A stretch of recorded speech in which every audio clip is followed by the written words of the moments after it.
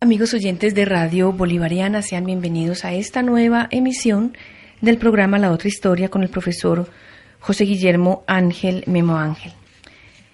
En un programa anterior, profesor Memo, usted habló sobre el fracaso de la sociedad en el siglo XX y básicamente el concepto que esbozó fue el asunto de la esquizofrenia social, en donde digamos que los miembros de la familia son sacados de la familia por unos deseos irreales, básicamente propuestos por la publicidad.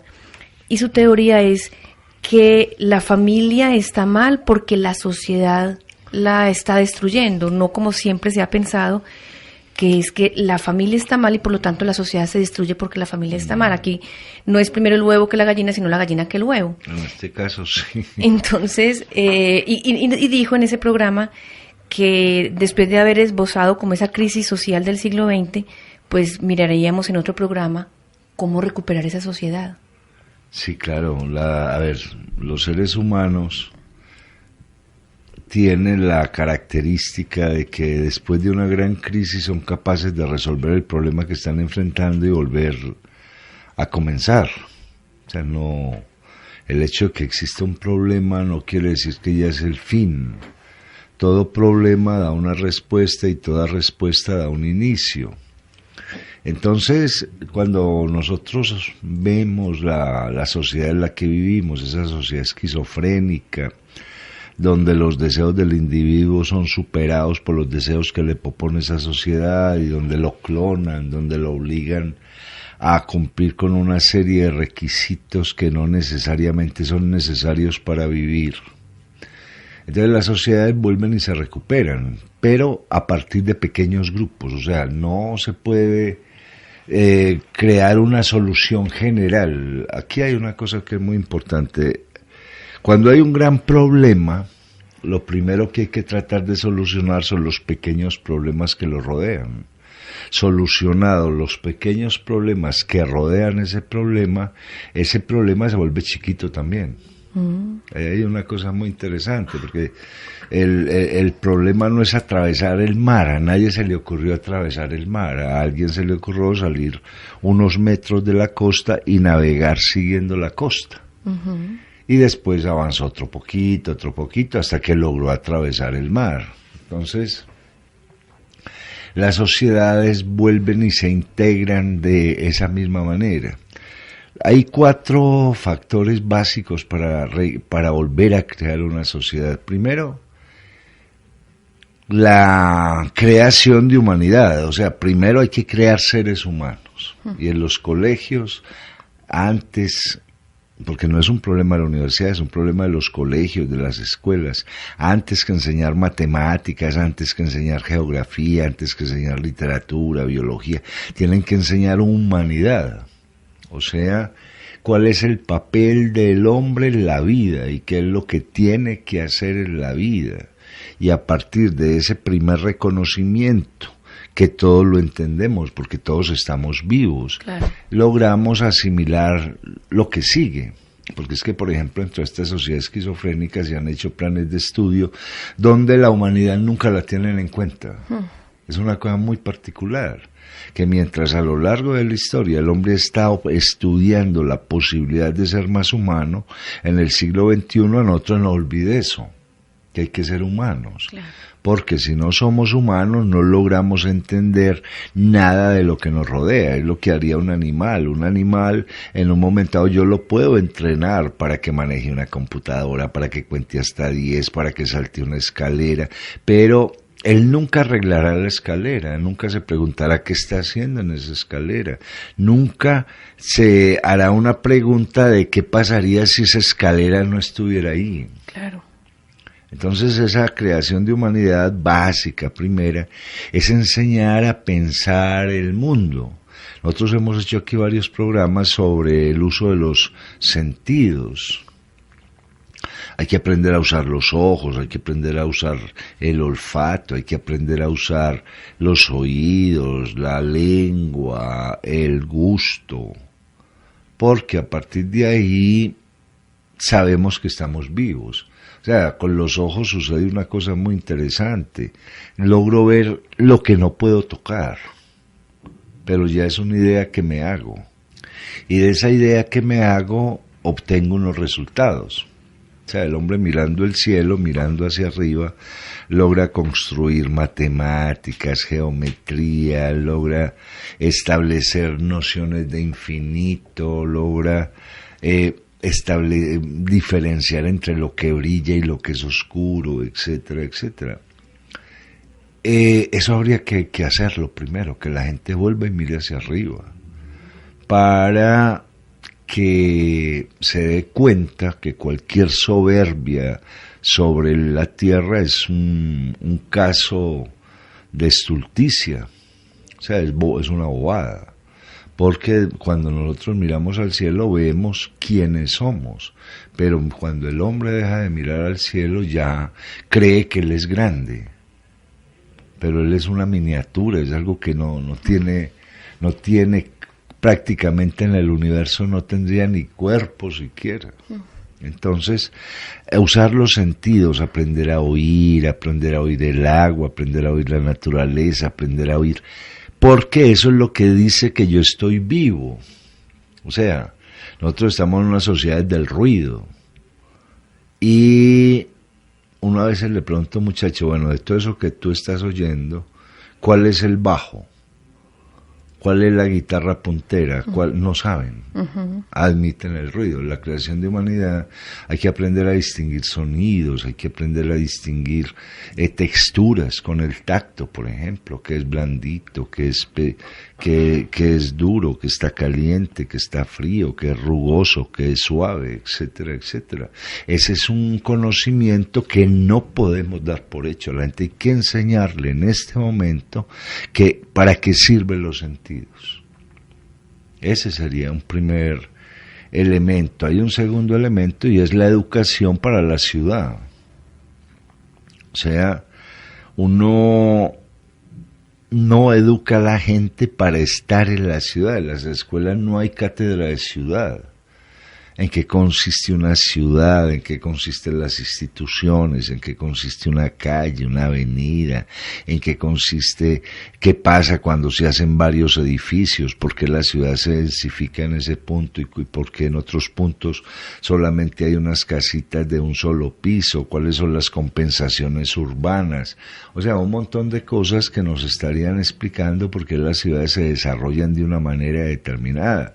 Nosotros estamos enfrentando un montón de muchachos que no saben montar en bus, que no saben montar en metro, que no saben caminar la ciudad, que no saben ocupar la ciudad, o que la ocupan de forma primitiva, simplemente como un territorio al que me apodero, no como un territorio que voy a usar debidamente para que yo pueda sentirme bien en la ciudad.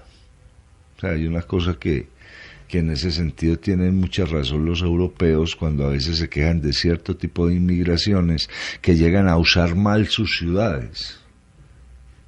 ¿Y por qué vienen a usar mal nuestras ciudades? Eso es lo que ha generado racismo, clasismo, exclusión, claro, etcétera, porque llegan personas a las que nunca les explicaron qué era una ciudad.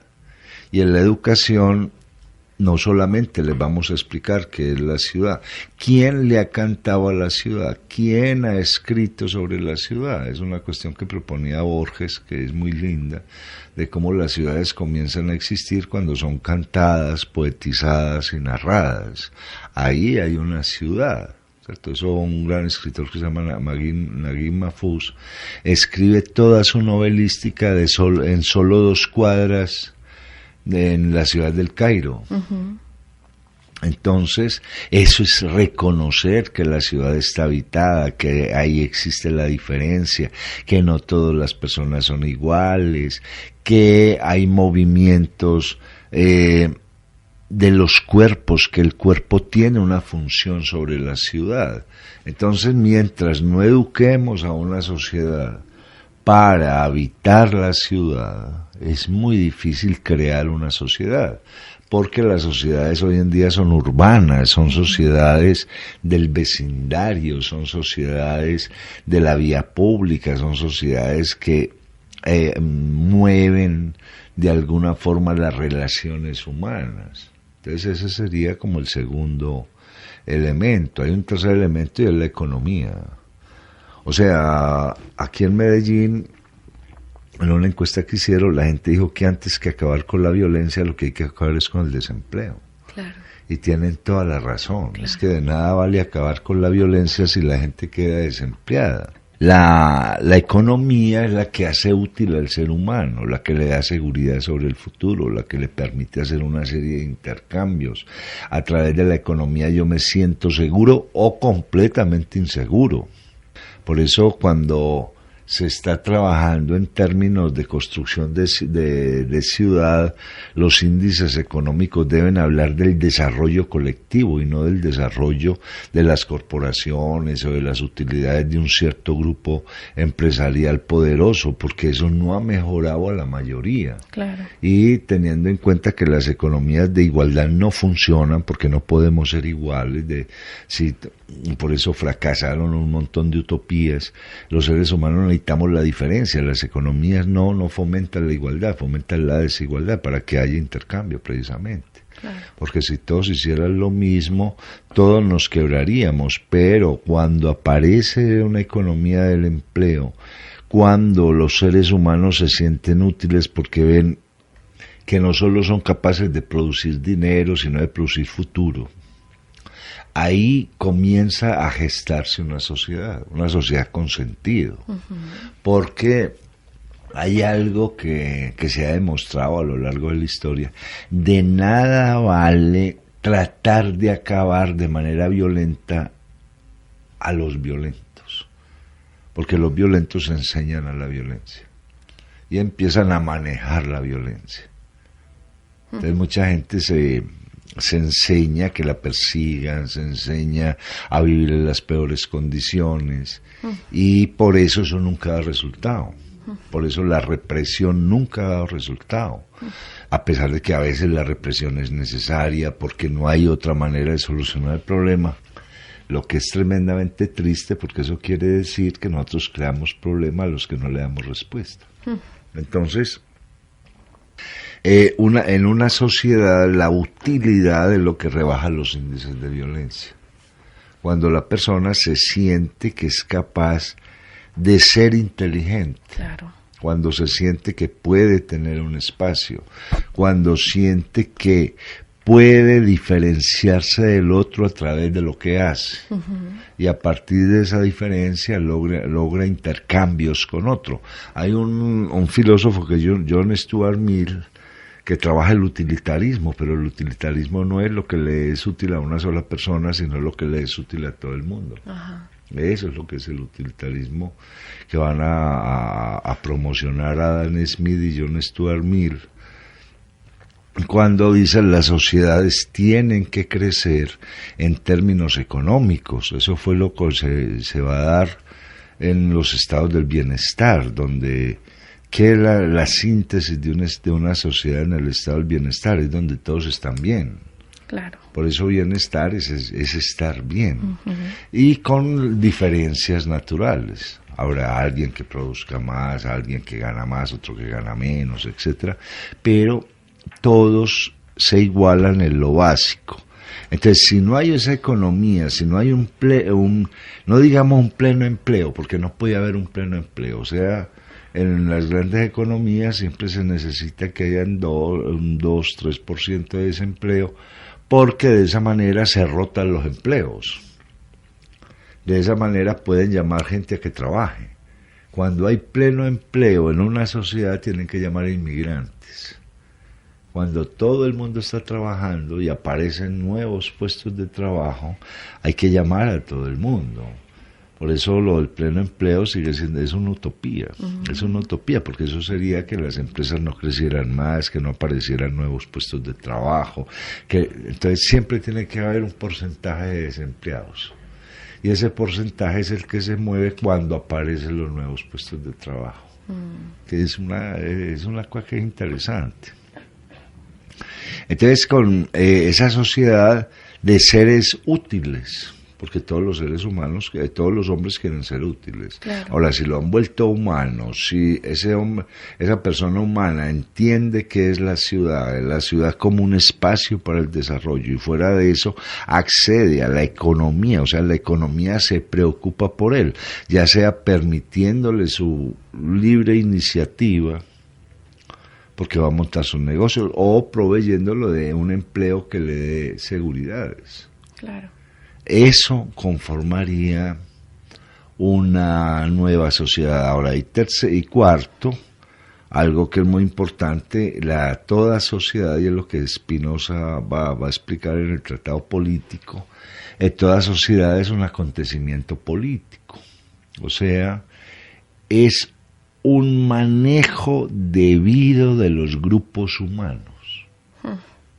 ¿Cierto? La política es el gobierno de la ciudad, eso pues lo decía Aristóteles hace mucho tiempo, cuando él decía que el hombre era un animal político. No estaba diciendo que el hombre era un animal que se dedicaba a prometer lo que no podía cumplir, sino que era un animal social. Y en la sociedad existe el otro. Por eso los grandes políticos, los que pasan a la posteridad, son los que logran ordenar grupos humanos. Los logran ordenar para que vivan bien. Ese es Churchill, por ejemplo. Claro. Eso es Eisenhower en los Estados Unidos. Eso de alguna forma es De Gaulle en Francia. Vamos a organizar una sociedad para que la mayoría sea igual en términos de derechos y en términos de deberes, que es una cosa muy interesante, porque eso es lo que significa un ciudadano. Un ciudadano claro. No es un idéntico, o sea, la gente no tiene por qué parecerse como las tribus urbanas por el vestido, por el maquillaje o cosas por el estilo, sino que tiene que tener igualdad de derechos y de deberes. Que hay una cosa lo que ha afectado mucho las sociedades, y es cuando caen en la edad de la inocencia, cuando todas las sociedades reclaman derechos y no reclaman deberes. El deber es lo que me hace un ente social. El derecho es simplemente el resultado de haber cumplido con un deber. Entonces, parte de la crisis que se mueve ahora también, en buena medida, es las sociedades de la inocencia. O sea, actúan como niños. Claro. ¿Cierto? Cuando yo, por ejemplo, no debo reclamar el derecho a trabajar, sino el deber a estar trabajando. Ese deber de mi trabajo le da unos impuestos al Estado, genera la demanda agregada de la que hemos hablado en estos programas, genera estima en la persona. Por eso es que yo quiero cumplir con ese deber. Claro. ¿No? El derecho ya es que me den unas condiciones óptimas de trabajo, o sea, que el trabajo realmente sí me sirva. Claro. Nosotros estamos viviendo en una sociedad donde el malestar empresarial es muy poderoso, porque hay mucha gente trabajando, pero no logra sobrevivir con eso que gana. Y a partir de esa falta de, digamos, de futuro en el que trabaja, ese que trabaja pierde su utilidad y simplemente se convierte en una especie de robot que cumple una tarea. Claro. Entonces hay que empezar por ahí. O sea, las grandes corporaciones, como ya se está pensando, hombre, deben ganar, las utilidades deben ser menores, para tener gente que piense a favor de la institución, que pagar mal no es ningún negocio. Claro. Porque tengo un montón de gente, primero, o que está buscando que la llamen para irse a trabajar a otro lugar, que esa es una de las cosas más comunes, o pierden todo sentido de pertenencia y simplemente ejecutan la tarea que les exigen, pero no se preocupan por mejorar la tarea. Entonces ahí es donde todo el mundo pierde plata. Claro. Entonces en el mundo de las nuevas sociedades hay que establecer, hay que hacer un pacto moral. Claro, ¿en qué consiste un pacto moral? ¿Bajo qué costumbres vamos a actuar? ¿Cuáles son las costumbres que vamos a tener? Y esas costumbres, ¿cómo se van a respetar? Porque toda construcción debe estar normatizada. O sea, no es que el día de mañana amanezcamos aquí y de buenas a primeras cambiamos la sociedad.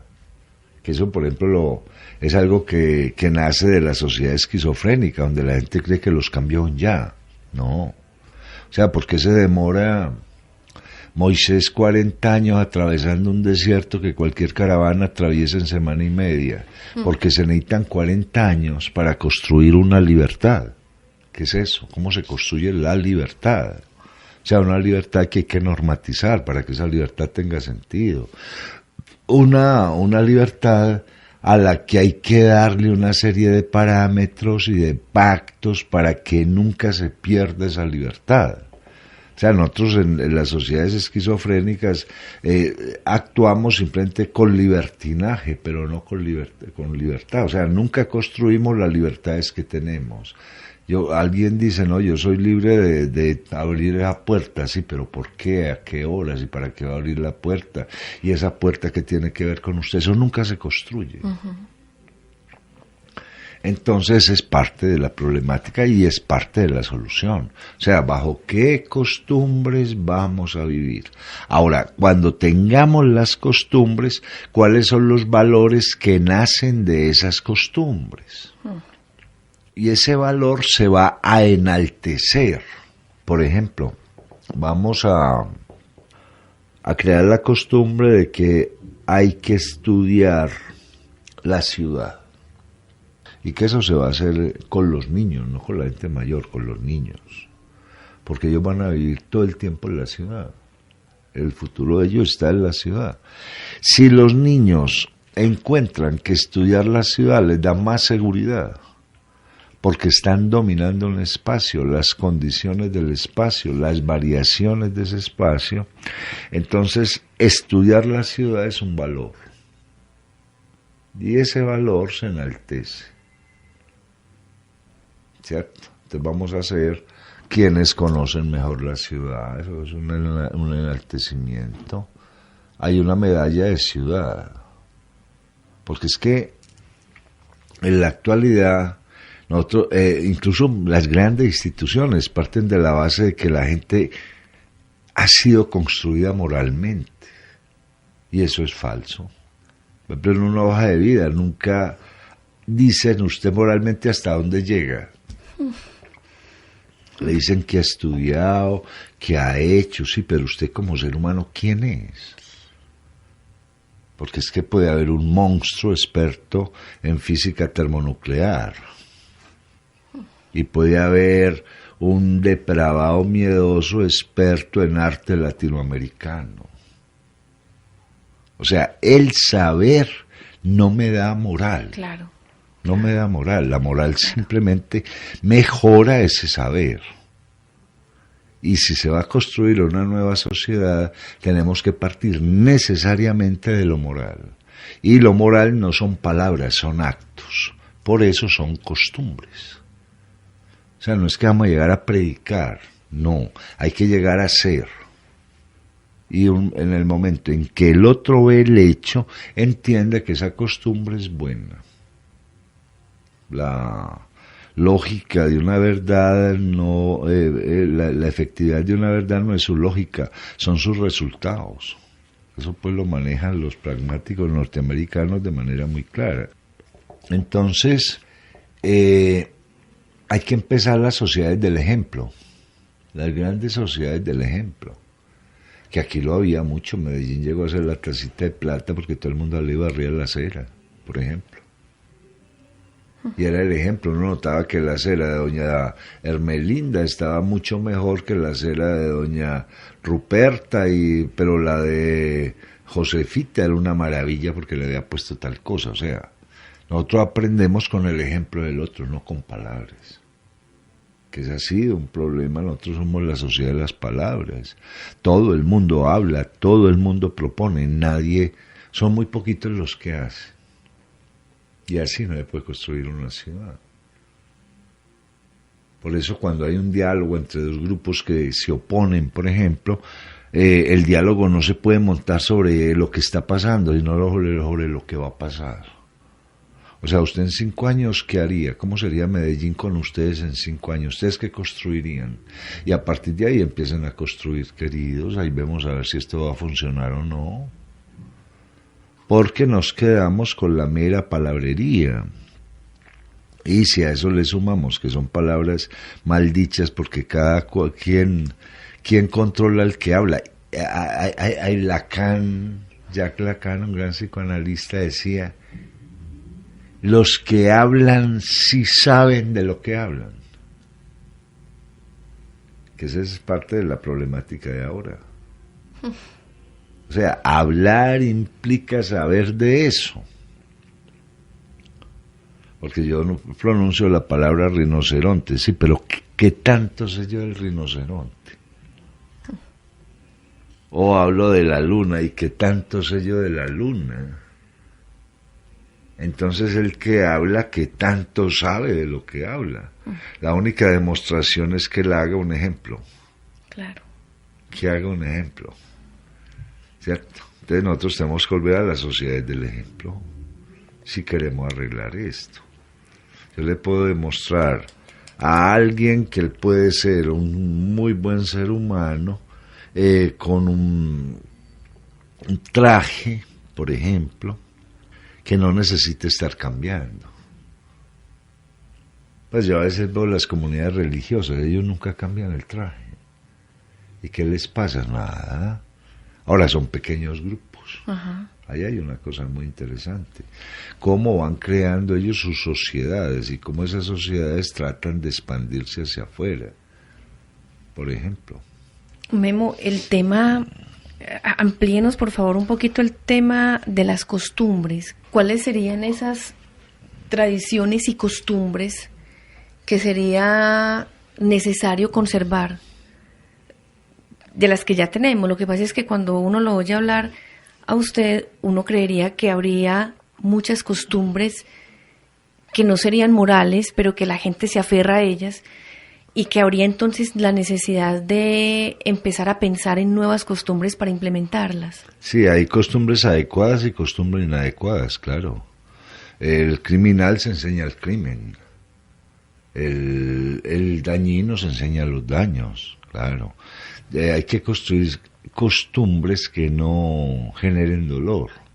Y se va a tomar las costumbres anteriores que todavía son vigentes. O sea, hay una serie de costumbres que son tradicionales y que no generan ningún dolor.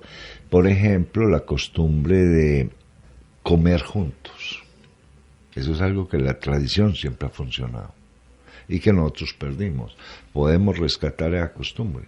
Una costumbre que seguimos por tradición es que nos bañamos, nos vestimos con ropa limpia para ser agradables al otro. Pues esa costumbre permanece. Lo que hay que acabar es con las costumbres inadecuadas, las costumbres que generan rechazo, las costumbres donde el hombre pierde la estima. Pero es que esas costumbres que usted acaba de mencionar sí serían costumbres de fuerza moral. Sí, claro, es que ahí comienza la moralidad. Es que la moralidad comienza en lo más pequeñito. En lo más pequeñito. Si un experto en gerencia no ha sido capaz de gerenciar la casa, lo que estudió no le sirvió para nada. No le sirvió para nada. O sea, nosotros nos construimos a partir de pequeñas cositas. A partir de abrir los ojos y maravillarme porque volví a despertar. Ahí comienza la construcción de saber qué desayuno y que es maravilloso que yo esté comiendo algo que no soy capaz de hacer, o sea, que otro fue útil para que ese pan estuviera en mi mesa. Es que la costumbre, y ahí es donde viene el problema de la complejidad moderna, que nosotros nos hemos olvidado de lo más simple, que es el reconocimiento de nosotros en un lugar.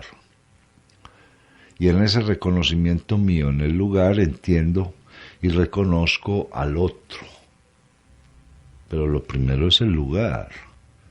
O sea, ¿qué de importante tiene que yo haya nacido en Medellín? Si yo reconozco eso, comienzan los hechos morales.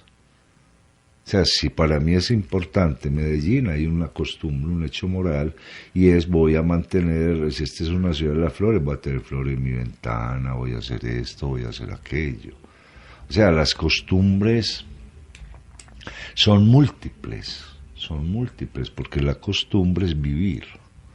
Ahora, ¿cómo se va a vivir de la mejor manera posible? O sea, sin contradicciones. ¿Cómo se va a vivir con pequeñas satisfacciones? Porque la gran satisfacción tiene un problema y es que lo desborda uno. Por eso el que se gana una gran lotería se enloquece, o sea, no es capaz de saber qué pasó. Ni al que le llega una cantidad de plata no es capaz de saber qué pasó. Entonces las costumbres se van haciendo a través de pequeñeces, se van haciendo a partir de acontecimientos simples, no de acontecimientos complejos. Uh-huh. Por ejemplo, se dan las grandes sociedades. ¿Dónde arrancan las grandes sociedades? En grupos de 10, 12. ¿Cómo empezó el cristianismo? 12. ¿Cómo empezó el judaísmo? 4. Que adoptaron costumbres para ellos. O sea, no es la costumbre masiva. Porque habría mucha gente que se va contra la costumbre debido a que ya está... primero por miedo a tener que reconocer que hizo mal. De muchos persisten en las peores costumbres, ¿cierto? De esa manera se evitan la culpa. Ahora, hay una cosa, Memo, y es que muchas veces la gente confunde entre las costumbres sociales y las costumbres morales. ¿O es que realmente tienen algo que ver? Es que es lo mismo, por eso que es la moral. La moral es aquella costumbre que se tiene como buena. O sea, una costumbre social, si es buena, yo llego a una clase, saludo a todo el mundo, es una costumbre social que es buena, que se den cuenta que yo soy consciente que es por la mañana y que les deseo unos buenos días y que les deseo unas buenas tardes. Es que yo no dividiría las costumbres, pues para eso hay teóricos que son capaces de dividir eso en 40 tomos distintos, ¿cierto? Simplemente tratando de complejizar lo que es elemental. Las costumbres son iguales, es el trato con el otro. Es el trato con el otro y conmigo mismo. Esas son las costumbres. Yo quiero poner un ejemplo muy simple. Muchas personas les parece que es inmoral que un chico, un joven, se ponga un arete. Les parece inmoral. ¿Usted qué piensa, pues, sobre ese caso en particular? Porque la gente, ahí es cuando posiblemente la gente se confunde en que una costumbre social que dice que los hombres no llevan aretes, llega un chico, se pone un arete, entonces confunden con que eso sería un acto inmoral. No, eso ya es intolerancia, ya eso es ignorancia, pues... Cada cual se pondrá en el cuerpo lo que quiera, como quiera. Ahí la única moralidad es que la medida en que usted se hace piercing se debilita. El cuerpo se debilita, por eso hueco se escapa la energía del cuerpo. ¿Cierto? Por eso alguien que tiene un piercing en la lengua, tiene un piercing en la oreja, no sé qué, se mantiene cansado, se levanta cansado, etcétera, etcétera. Sería mejor que no lo usara si no quiere sufrir de cansancio, pero él no está dañando a nadie con eso. ¿Cierto? ¿Qué más me da que un abogado tenga colita de caballo en la cabeza o no? A mí lo que me interesa es lo que sabe el abogado. Nosotros, por ejemplo, todavía nos falta mucho eso, porque hemos creído que la figura es el personaje, y el personaje no es la figura, ¿no? En sociedades como las europeas y las norteamericanas, un médico puede tener arete y no para nada. Él simplemente se puso ese arete para sentirse seguro, para darse un toque de atractividad. Eso no quiere decir que no sea un cirujano espectacular, que no sea un gran estudioso de la médula espinal, o sea, eso no está diciendo nada. Pero las sociedades donde la forma es más importante que el individuo, donde todavía se piensa de manera tribal, o sea, somos idénticos, nos tenemos que parecer y de esa manera nos reconocemos, son las sociedades de la intolerancia, son las sociedades primitivas, ¿cierto? Porque es que los idénticos no hacen la sociedad, son los iguales. en derechos y deberes, pero los idénticos no, por eso a las tribus, entonces todo el mundo se pone la misma pluma, se pintan la cara de determinada manera, usan un vestuario de determinada manera, eran los grupos que generaban una gran intolerancia, eran grupos tribales, en tanto que las sociedades modernas funcionan con grupos de iguales, es el derecho el que me otorga la igualdad. Entonces a partir de ahí yo no tengo por qué tener la misma forma del otro. Lo que debo es producir para esa sociedad. ¿Cierto? A Einstein no le gustaba peinarse y que no me peinó. Y se levantaba pero era un científico espectacular. A partir de ahí se le respeta, no estaba obligando a nadie que se peinara como él, ni regañaba a los bien peinados, no nada. ¿Cierto? Así es como yo me siento seguro, sí, claro. Ahí hay un problema para la construcción de sociedades, cuando queremos que el otro piense igual a mí, cuando queremos que el otro sea idéntico a mí, que sea tribal, a partir de ahí la sociedad se destruye, porque no tiene nada que aportarse. O sea, en este momento o ahora al mediodía van a almorzar un montón de gente igual y la única conversación que van a tener es mover un aparatico electrónico para jugar, no tienen nada que decirse, no tienen nada que aportarse y a partir de ahí el uno está pensando en acabar con el otro. Solamente las sociedades diversas, claro, que ahí es donde se crean un montón de cosas, porque, por ejemplo, ahora una sociedad tiene que ser pequeñita, no puede ser grande. Sería más bien el término comunidad, entonces. Sí, por eso las grandes sociedades se dan en pequeñas ciudades, nunca se dan en grandes ciudades. Porque la gran ciudad ya plantea el problema del fracaso. Y ese fracaso destruye la moralidad. Fue lo que está pasando en la época moderna, que alguien va a pedir trabajo, lo entrevistan a 4, escogen a 1 y 3 son unos fracasados. Uh-huh. Eso no pasaría en una pequeña comunidad, claro, donde te necesitamos a ti porque tú sabes hacer esto, claro, ¿cierto? Entonces las sociedades se tienen que dividir, es que no, parte del problema que hay ahora es que son sociedades demasiado grandes, donde el gobierno y la educación ni las creencias no son capaces de cubrir la totalidad de la ciudad, no son capaces. Memo, usted mencionaba hace un rato que después de que se tienen las costumbres, es que nacen los valores. Siempre se ha hablado de los valores morales, pero usted da a entender que primero se crea moral, digámoslo así, sí, claro. Y después de ahí salen los valores. Claro, si no me están hablando de un montón de valores que ya no operan. Es que el valor es la resultante de la costumbre. A ver, si la costumbre es buena, produce un valor, porque esa costumbre buena no genera dolor. Porque esa costumbre buena me permite crear más cosas a partir de ahí. La costumbre mala es aquella que genera dolor, que genera miedo, que genera confusión, que yo no soy capaz de estructurar como forma de vida. Esa es la mala costumbre. No, por eso, hay gente que lleva muy malas costumbres, porque tiene que drogarse, tiene que emborrachar, o sea, no es capaz de asimilar la realidad. La realidad no le está dando a esa persona lo que le da a otra persona de buenas costumbres su realidad.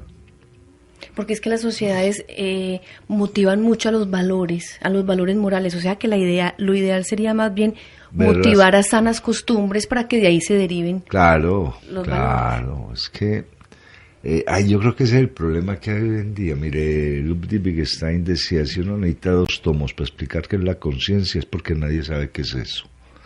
Y si uno necesita 2 libros para explicar qué es la axiología, qué son los valores, porque ya nadie sabe qué es eso. O sea, es que las sociedades se han construido sobre lo simple. Nosotros somos seres racionales y el ser racional buscará que la acción que acometa no lo dañe. Eso es lo que hace un ser racional. Entonces, si yo acometo una acción y esa acción no me dañó, ni dañó a otro, y si vuelvo y acometo la acción, no me dañó y no dañó a otro, ahí ya hay un valor. Claro. Ya hay un valor. Entonces los valores se han ido pues con un montón de asuntos. Por ejemplo, y de malas interpretaciones de las palabras. La gente dice que la solidaridad es un valor y han confundido la solidaridad con dar camisas y tenis viejos cada vez que hay alguna tragedia por allá en el campo. Uh-huh. No, la solidaridad es devolverle la solidez al otro. Uh-huh. ¿Cómo le vamos a devolver la solidez? ¿Cierto? Uh-huh. Eso es eso. Una persona destruye a otro, la insulta, no sé qué, ¿y cómo le va a devolver la solidez? ¿Cómo va a hacer que la persona vuelva a confiar en él? Claro. Entonces los valores son todos aquellos elementos a través de los cuales las sociedades actúan porque no cometen errores ni les da miedo hacerlo. Son necesarias para reconocerme en el otro. Uh-huh. Por eso se van creando lo que están haciendo los europeos, por ejemplo, en Francia, que están disminuyendo ciudades. Vamos a disminuirles tamaño. Y vamos a coger otras más chiquitas y vamos a crecerlas. Pero no se trata de que nos amontonemos, se trata de que nos reconozcamos. Claro. Y ese reconocimiento solamente se da en espacios que no sean muy grandes.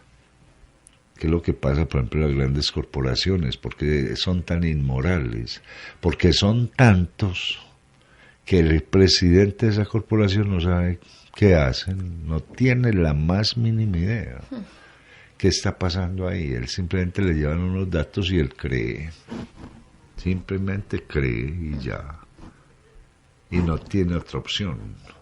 Claro. Porque no podría estar visitando a todo el mundo para saber quién es. Y a eso es lo que hemos llegado, el que gobierna sin saber a quién gobierna. Por eso las sociedades entran en crisis. Por eso la sociedad hay que dividirlas, pues, los niños, por eso hablamos ahora de la educación, es la mejor forma de ir creando, que en un colegio enseñaron humanidad y en otro humanidad y vamos a encontrarnos porque somos humanos y ese colegio se encuentra con un tercero, con un cuarto, con un quinto y empieza la proyección. Ya que usted menciona eso, veo ahí un punto de resistencia muy tremendo porque serían los adultos quienes tendrían que educar a esos niños, pero si son unos adultos mal acostumbrados. Ah, claro, eso es un problema muy bravo. Volvemos a lo mismo de Moisés, se demoró 40 años atravesando el desierto porque había que sacrificar la generación de Egipto. O sea, los que habían vivido en Egipto traían los vicios de la esclavitud, hubo que esperar a que todos se murieran para entrar en la tierra prometida. El mismo Moisés se murió porque él sabía que era Egipto. Claro, ahí hay un problema impresionante, pues, que lo tienen muchos países del mundo. Habría que recurrir a una cosa muy, muy rara, como sacar a todos los niños que nacieran en Colombia y llevárselos para otra parte. Cuando nos muramos todos los que estamos aquí, traerlos, eso se hace en un país nuevo, sí.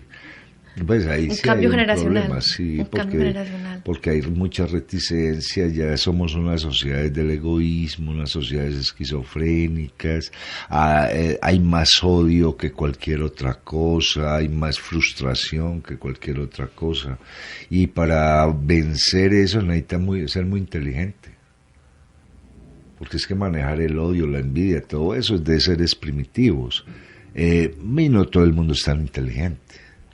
Ahora, los que logran salir de ahí están demostrando lo inteligentes que son, porque prefieren vivir bien a vivir mal. Y eso es una muestra de inteligencia. Entonces sí, habría que cambiar las sociedades de esa manera. Usted está demostrando que es inteligente, pues eso vive bien, y vive bien no porque usted acumula cosas, sino porque es capaz de estar bien donde está, estar bien con los vecinos. Eso es inteligencia. Uh-huh. Donde eso no se da, no hay inteligencia, simplemente animales que están peleando ahí unos con otros. Eso es pues muy simple, tremendamente simple, de que somos seres racionales, éramos, yo creo que ahora muy poquitos los que hay, ¿cierto? Porque la razón es una construcción. Y la inteligencia es una construcción, o sea, ya usted escogerá, si usted quiere vivir amargado, esos problemas, pues no sos tan inteligente y ya, no pasa nada, pues, no pasa nada. O sí pasa mucho porque eso nos afecta a todos. Sí, claro, claro, pero afecta, ahí hay que tener en cuenta, a ver, es que hablar de esas multitudes tan peligrosas.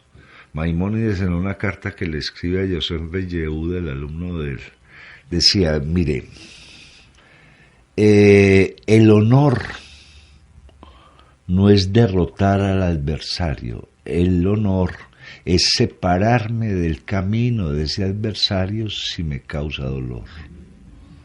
Usted está cometiendo errores, eso es problema, entonces me paso aquí, usted ya persiste en eso. Ahora, yo no, ahora en el momento en que las sociedades, los que no cometen errores sean más grandes que los que cometen errores, ya se hizo la sociedad. El problema, por ejemplo, en América Latina es que aquí a la gente le encanta cometer errores, le encanta sufrir. Por eso es capaz de oír las canciones más horrorosas, ¿cierto?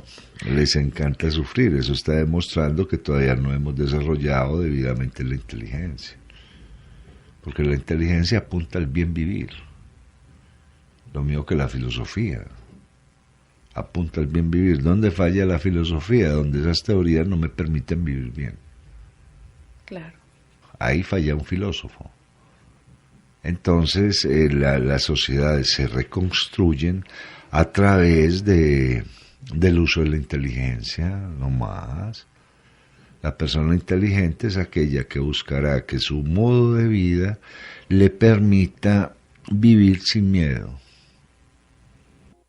Bien, con esta reflexión acerca de cómo solucionar o cómo salir o qué podríamos hacer para solucionar la crisis social en la que estamos, hemos llegado al final del programa La Otra Historia con el profesor José Guillermo Ángel Memo Ángel, quien, pues como ya lo he dicho en esta ocasión, ha hablado sobre el tema la solución a la crisis social.